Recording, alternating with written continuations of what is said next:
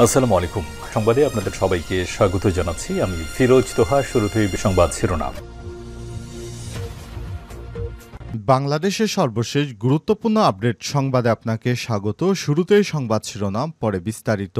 শুরুতেই জানাবো, কমলনগরে বিএনপির আতঙ্ক, দুর্ধর্ষ সন্ত্রাসী ইসমাইল গ্রেপ্তার। লক্ষ্মীপুরের কমলনগরে উপজেলা আওয়ামী লীগের সদস্য দুর্ধর্ষ সন্ত্রাসী মোহাম্মদ ইসমাইল হোসেন মেম্বারকে গ্রেপ্তার করেছে পুলিশ। রোববার ১৬ মার্চ দুপুরে উপজেলার তোরাবগঞ্জ এলাকা থেকে তাকে গ্রেপ্তার করা হয়। এরপর জানাবো, বিএনপি নেতা ৩৯ দিন ধরে নিখোঁজ, মির্জা ফখরুল ইসলামের উদ্বেগ প্রকাশ। ঢাকার নবাবগঞ্জ উপজেলা বিএনপির সভাপতি আজাদুল ইসলাম হাইপান্নু ৩৯ দিন ধরে নিখোঁজ রয়েছে। এই ঘটনায় দলটির মহাসচিব মির্জা ফখরুল ইসলাম আলমগীর উদ্বেগ প্রকাশ করে বলেছেন, আইন শৃঙ্খলা রক্ষাকারী বাহিনী যেন বিএনপির এই নেতাকে খুঁজে বের করেন। এদিকে ফ্রিতে নৌকা না পেয়ে ভূমি অফিস কর্মচারীকে মারধর, মাপ চাইলেন এসপি। সিলেটের ভোলাগঞ্জ সাদাপাথর এলাকায় যাওয়ার জন্য ফ্রিতে নৌকা না পেয়ে ঘাটের দায়িত্বে থাকা ভূমি অফিস সহায়ককে মারধরের অভিযোগ উঠেছে এক পুলিশ সুপারের এসপির বিরুদ্ধে। এই ঘটনার প্রতিবাদে শনিবার ১৫ মার্চ নৌকার মাঝিরা কর্মবিরতি পালন করে। এরপর ১৬ মার্চ পুলিশের এসপি দুঃখ প্রকাশ করে মাপ চেয়েছেন।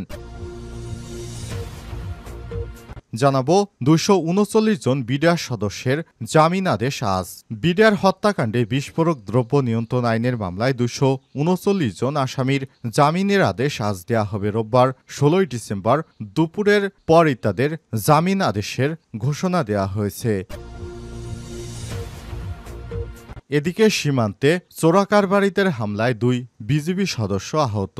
সিলেটের জৈন্তাপুর সীমান্তে চোরাকারবারিদের হামলায় বর্ডার গার্ড অব বাংলাদেশ বিজিবির ২ সদস্য গুরুতর আহত হয়েছেন। আহতরা হলেন মোহাম্মদ হারুনুর রশিদ ও জমশেদ হোসেন।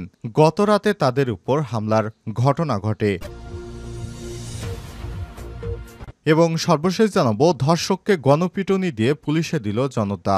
লালমনিরহাটের আদিতমারীতে প্রতিবন্ধী এক নারীকে ধর্ষণের অভিযোগে শাহিন ইসলাম ২৯ নামে এক যুবককে গণপিটুনি দিয়ে পুলিশের হাতে সোপর্দ করেছে এলাকাবাসী। আটক শাহিন আদিতমারী উপজেলা সারপুকুর ইউনিয়নের সরলখা গ্রামে শওকত আলীর ছেলে। তিনি পেশায় ফেরিওয়ালা। প্রিয় দর্শক, এতক্ষণ শুনছিলেন সংবাদ শিরোনাম, এবারে বিস্তারিত। তবে তার আগে বন্ধুরা, অনুরোধ থাকবে সংবাদটিতে একটি লাইক দিন।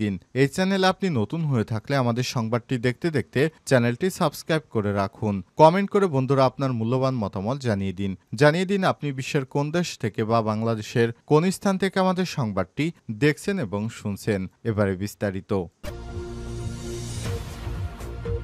কমলনগরে বিএনপির আতঙ্ক, দুর্ধর্ষ সন্ত্রাসী ইসমাইল গ্রেপ্তার।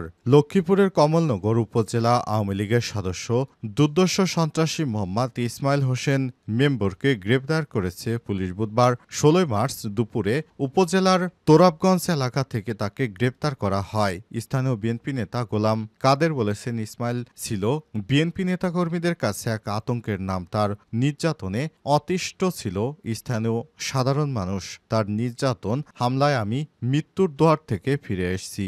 সে বিএনপির অসংখ্য নেতাকর্মীর উপর বর্বর নির্যাতন করে হামলা চালিয়েছে। সে বিএনপির মিছিলে প্রকাশ্যে গুলি করেছে। তার নিজস্ব বাহিনী রয়েছে। তার সঙ্গে পুলিশের কয়েক ঘন্টা গোলাগুলি হয়। স্থানীয় সরকার নির্বাচনের হুমকি ধামকি দিয়ে বিনা প্রতিদ্বন্দ্বিতায় মেম্বার হয় সে। তার স্ত্রীও ইউপি সদস্যদের দায়িত্বে রয়েছে। পরে যুবলীগের আহ্বায়ক হয়ে চাঁদাবাজি, জমি দখল, মানুষ মারা তার নেশায় পরিণত হয়। তার বিরুদ্ধে হত্যা, নারী নির্যাতন ও চাঁদাবাজির মামলা রয়েছে। ইসমাইল হোসেন উপজেলা চর লরেন্স ইউনিয়ন যুবলীগের আহ্বায়ক ও থানা আওয়ামী লীগের সদস্য। চর লরেন্স ইউনিয়ন পরিষদে ৩ বারের মেম্বারের দায়িত্বে ছিলেন তিনি। তার স্ত্রী সংরক্ষিত মহিলা মেম্বারের দায়িত্বে রয়েছেন। বাহিনী ও ক্ষমতার প্রভাবে মেম্বার পদ থেকে পদত্যাগ করে ২ বার চেয়ারম্যান প্রার্থী হন তিনি। চর লরেন্স এলাকার স্থায়ী বাসিন্দা নুরুজ্জামান বাস্তুর ছেলে ও মোহাম্মদ ইসমাইল হোসেন। থানার ওসি মোহাম্মদ তৌহিদুল ইসলাম বলেছেন, আওয়ামী লীগ নেতা ইসমাইল মেম্বারকে তার বাড়ি থেকে গ্রেপ্তার করা হয়েছে। তার বিরুদ্ধে স্থানীয়দের অনেক অভিযোগ রয়েছে। বিএনপি নেতা ৩৯ দিন ধরে নিখোঁজ মির্জা ফখরুলের উদ্বেগ প্রকাশ। বিএনপির মহাসচিব মির্জা ফখরুল ইসলাম আলমগীর জানিয়েছেন, বিএনপির এক নেতা ঢাকার নবাবগঞ্জ উপজেলা বিএনপির সভাপতি আজাদুল ইসলাম হাই পান্নু ৩৯ দিন ধরে নিখোঁজ রয়েছে। এই ঘটনায় দলটির মহাসচিব মির্জা ফখরুল ইসলাম আলমগীর উদ্বেগ প্রকাশ করেছেন। রোববার ১৬ মার্চ বিএনপির ভেরিফাইড ফেসবুক পেজে এক বিবৃতির মাধ্যমে এই উদ্বেগ প্রকাশ করেছেন তিনি।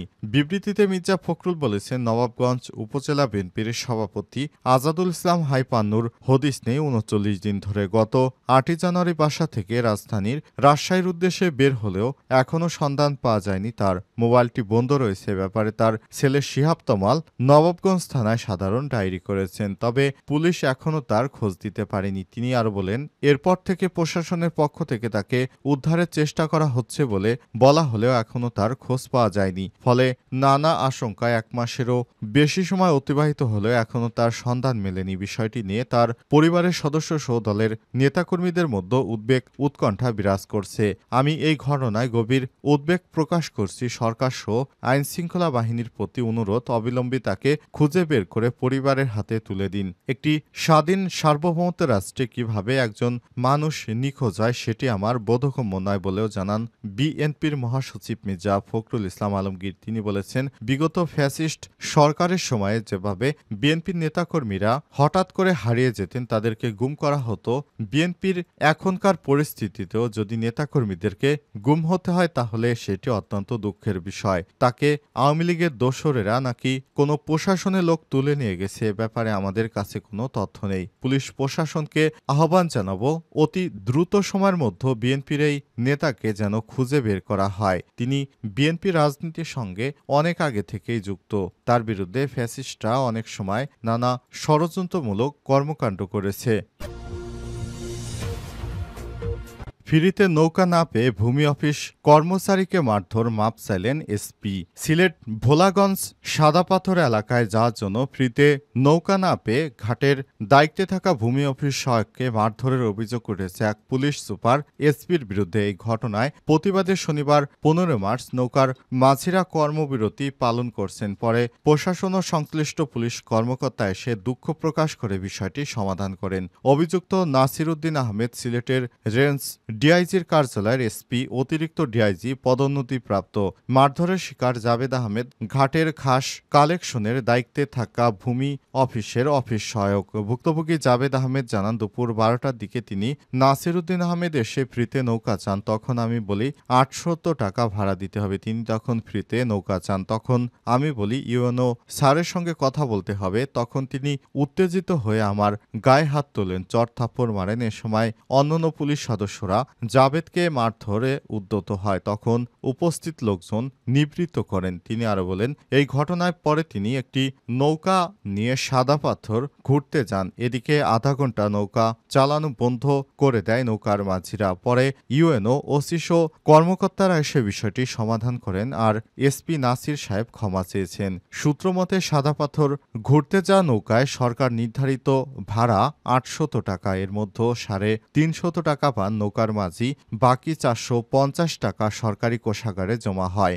সরকারি কোনো কর্মকর্তা সাদা পাথরে ভ্রমণে গেলেও মাঝির টাকাটা দিয়ে থাকেন, কিন্তু ওই পুলিশ কর্মকর্তা ৩৫০ টাকা না দেওয়ায় অনাকাঙ্ক্ষিত ঘটনা ঘটেছে। কোম্পানিগঞ্জ উপজেলা নির্বাহী কর্মকর্তা ইউএনও আজিজুন নাহার বলেছেন, মিস বিহেভ হয়েছিল। ওনারা দুঃখ প্রকাশ করেছেন। বিষয়টি এখানেই শেষ। ২৩৯ জন বিডিআর সদস্যের জামিনাদেশ আজ। বিডিআর হত্যাকাণ্ডে বিস্ফোরক দ্রব্য নিয়ন্ত্রণ আইনের মামলায় আজ ২৩৯ জন বিডিআর সদস্যের জামিনাদেশ দেওয়া হবে। রোববার ১৬ ডিসেম্বর দুপুরের পরে আদেশ ঘোষণা করা হয়েছে। এর আগে বৃহস্পতিবার কেরানীগঞ্জের কেন্দ্রীয় কারাগারে অস্থায়ী বিশেষ আদালতে জামিনের আবেদন দাখিল করা হয়। এদিন আদালতে সাক্ষ্য দেন মামলার ২৮৭ নম্বর সাক্ষী। পিলখানা হত্যাকাণ্ডের মামলায় ৮৩৪ জন আসামিদের মধ্যে এখন পর্যন্ত জামিনে মুক্তি পেয়েছে 78 জন। নথি দাখিলে অসতর্কতার কারণে জামিন বিলম্বিত করা হয়েছে বলে অভিযোগ রাষ্ট্রপক্ষের আইনজীবীদের। তবে অভিযুক্ত বিডিআর সদস্যদের পরিবার ও জামিনে মুক্ত বিডিআর সদস্যরা সুবিচারের দাবি জানান। বিডিআর সদস্যরা বিভিন্ন সময়ে তাদের চাকুরি পুনর্বহাল সহ বিভিন্ন দাবি দাওয়া নিয়ে মাঠে নামছে। তারা যারা ছাড়া পেয়েছেন তারা বেশিরভাগ আবার সরকারের কাছে নানা দাবি দাওয়া নিয়ে মাঠে নামছেন। অনেক বিডিআর সদস্য মুক্তি পাওয়ার পরপরই আবার রাস্তা ব্লক করে সরকারের কাছে তাদের চাকরি, তাদের পেনশন সহ ইত্যাদি দাবি দাওয়া নিয়ে আবারও আন্দোলন সংগ্রাম করছেন। উল্লেখ্য, এর আগে 2009 সালে আন্দোলন সংগ্রামের নামে বিডিআরের কিছু বিপদগামী সদস্যরা সেদিন সেনাবাহিনীর 57 জন সদস্যকে সেনা অফিসারদেরকে হত্যা করে। এরপরই বিডিআরের বিচার কাজ শুরু হয়। দীর্ঘ প্রায় 15 বছর ধরে অনেকেই জেল হাজতে ছিলেন। পরে শিক্ষার্থীদের আন্দোলনের মুখে শেখ হাসিনা পালিয়ে যাওয়ার পর অন্তর্বর্তীকালীন সরকারের নির্দেশে সেখান থেকে বিডিআর সদস্যরা এখন জামিনে মুক্তি পাচ্ছেন।